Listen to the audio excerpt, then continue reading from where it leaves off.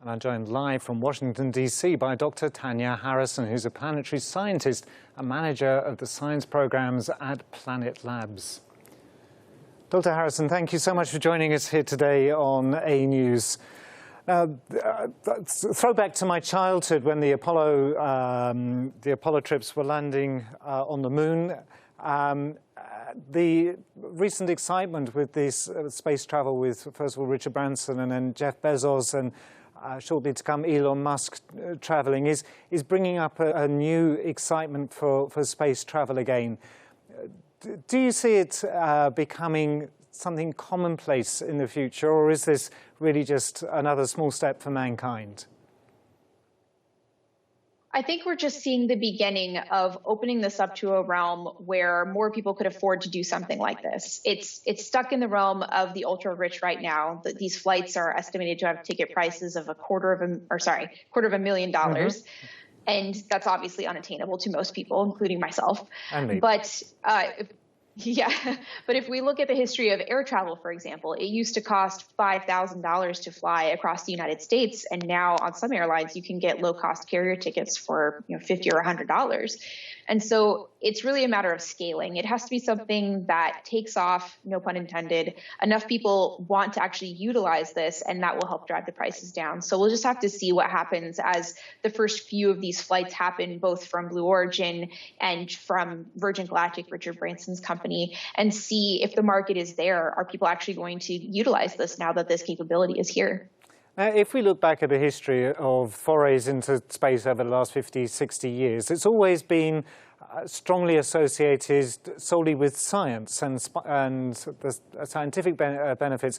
Even if we look at the television series that were around in those days, like Star Trek and, dare I say, Space Odyssey 2001, these were all science-oriented, and now we're pushing towards opening it up, which is great, but at the same time, there's a great deal of controversy about the danger to the environment of doing this. What are the realities? Right now, the contribution to, say, carbon in the atmosphere from things like rocket launches is minuscule compared to the contributions from things like massive factories and cars on the road. And so it's not something that is a huge concern right now, but if it's something that really does become, high traffic in the future, we'd probably want to take a look at that. And even though we're shifting kind of the narrative from science to entertainment with the focus of some of these flights, there is still a science component to them. Blue Origin has been launching science payloads on all of their test flights of the New Shepard rocket, which is the same one that launched these humans into space. They were doing scientific experiments aboard the Virgin Galactic flights. And the goal here is that hopefully now, instead of having to basically hand off your experiment to an astronaut to take it, say, to the space station and run it for you, you could actually have scientists become astronauts on these commercial missions and run their experiments themselves. So it's opening up a whole new opportunity for doing science in a different environment and not having to go through all of the expense and the testing and the rigor of taking it to the International Space Station. One of the comments that Jeff Bezos has been making following the flight, at least I think he made it after the flight, was that this is opening the door for exploiting space, for maybe some industries to be conducted in space. And I see the second book on your shelf there is Life on Mars, which obviously is a target that many are interested in, notwithstanding yourself, I'm sure. Is this a reality, and are there dangers associated with exploitation, which is a negative word in itself? Absolutely. I think there is this idea that there are tons of resources on the moon and in asteroids, and we could mine them, and then that will deal with some of the shortages or the environmental issues that we have on Earth.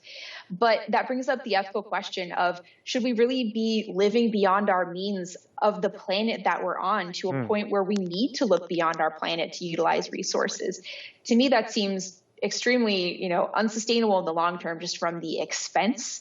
But it also feels very environmentally irresponsible. We should instead be figuring out better ways to utilize the resources that we have here and live on Earth more sustainably.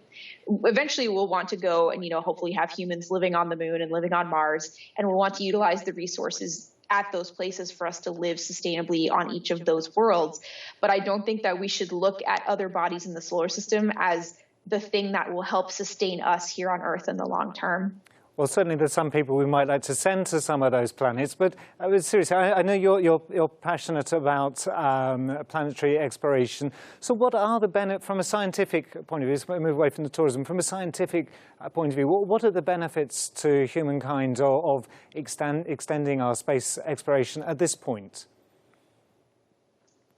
The biggest bonus is that we have robots that can do really fantastic things, but they're still not a substitution for human speed and ingenuity and ability. And so if we send humans to places like the moon and Mars to really understand them, we can do a lot more science a lot more quickly. And studying those worlds tell us a lot about how the Earth formed, the history of our solar system, the history of the universe, and it helps us put the Earth in context in the universe. Mm-hmm. Right now, we're the only planet where we've discovered life. And so are we an anomaly? Was there never life anywhere else in the solar system? Or was there life on Mars that has since died out? Or there's life that's still there, hiding in some nook and cranny that is just waiting to be discovered? That will really help us understand how unique Earth really is or not, and to put humans and life in general in the context of the entire universe. Well, it is certainly phenomenal how things have developed since the days of Apollo, and totally appreciate that the computational power to send the Apollo rockets up, the computers were probably minuscule compared with the ability that my phone has today. So we've come on with huge leaps and bounds. Where do you see, so if we go back 50 years to the Apollo, if we jump forward 50 years, where do you think we'll be? Oh, I think it's going to be so hard to predict with how much the space landscape has changed in just the last 5 to 10 years. I would say 5 to 10 years ago, no one would have believed that we would be launching and landing rockets on, almost a weekly basis. It was still sort of a pie in the sky idea that tourists would be going into space, other than, a couple of folks that have paid to go to the International Space Station, but it's not a regular thing. So I think probably in the next 10 years, we will hopefully at least see people return to the moon. In the next 50 years, I'm hoping humans will have gone to Mars. Maybe we will have established our first scientific base there, sort of like we have in Antarctica with scientists working. But things might work more rapidly than we could ever have anticipated, just comparing the leaps and bounds of the 50 years before Apollo to landing on the moon, and now having gone from landing on the moon to having explored every single planet in our solar system. It's going to be a wild ride, that's for sure. I'm sure in creating the Star Trek series, Gene Roddenberry was thinking about the legal aspects of space as well. Now, that hasn't been talked about. Space at the moment, as far as I understand, is a fairly free domain, with different countries sending astronauts up and satellites up, and indeed with commercial companies now entering the foray. Is there some need for regulation of space, or is that something as a scientist that you'd balk against? There's definitely a need for regulation. Right now, there is something called the Outer Space Treaty, which prevents any country from owning anything on another celestial body, but it doesn't technically prevent any company for staking claims on other celestial bodies. And so this is a technicality that's been discussed quite a bit as commercial companies like SpaceX start demonstrating the ability to potentially land on other worlds. And this was something that up until just a few years ago was solely in the realm of government space agencies.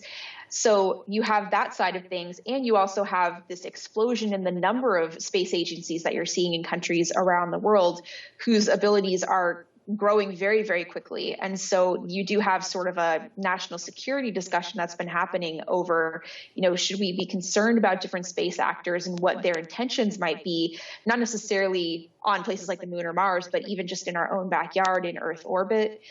Do we need to make sure from an ethical standpoint that we don't take up all of the useful orbits in terms of countries that are spacefaring now, so that there are no useful orbits left when nations that have not reached spacefaring status would like to launch their own satellites?